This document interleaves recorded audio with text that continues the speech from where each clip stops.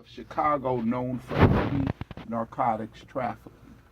When officers Nolan and Harvey caught up with him on the street, Nolan stopped him and conducted a protective pat-down search for weapons because, in his experience, there were usually weapons in the vicinity of narcotics transactions. Discovering a handgun, the officers arrested Wardlow.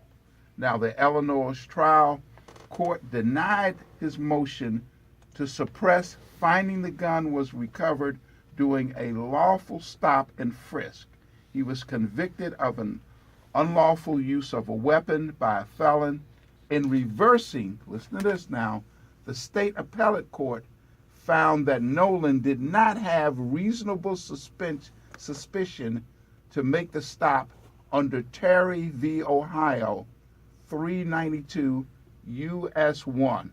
The state Supreme Court affirmed, determining that sudden flight in a high crime area does not create a reasonable suspicion justifying a Terry stop, because flight may simply be an exercise of the right to go on one's way. So that's what we have. And at some point, one of the attorneys that are friends of the show will call in and break it down from a legal aspect. But this is just a background for our listeners for So right we have now. a case that happened on the 17th of May. The young man that Larry was talking about, Hassan Fields, was killed at 9:06 a.m. on Saturday in the 100 block of Augusta Avenue in Irvington. He lived in the 37th block of West Franklin Street in Allendale. And they have that situation here. Of course, Larry's situation leading up to when this notification was known leaves a span of several hours on the 911. Yeah. We do have an attorney who's going to be getting back with us momentarily. But Inexcusable, though, Larry. Inexcusable policing. Let's get back to the chat room. It's 12 after the hour of 7. Let's go to Oscar. You're in the chat room. Hey, man.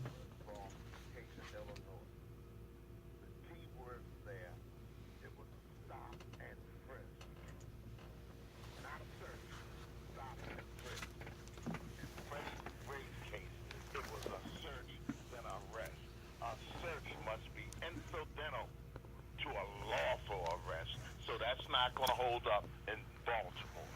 That's number one.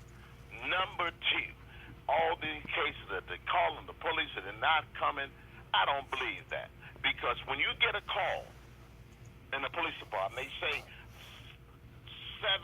8:45 car, go to such and such a location. You get 3 minutes to go to any call on your post. When you get there, you have to say 10:23, which means I'm on the scene.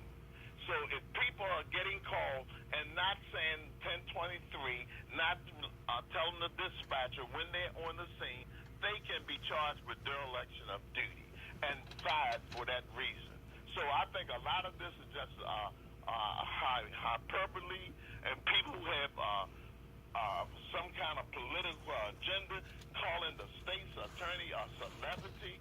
We had 2 state's attorneys who wouldn't charge police when they saw one take shooting and killing people. Here's a woman that's doing her job, and we got some clowns. 14 after the hour. We're going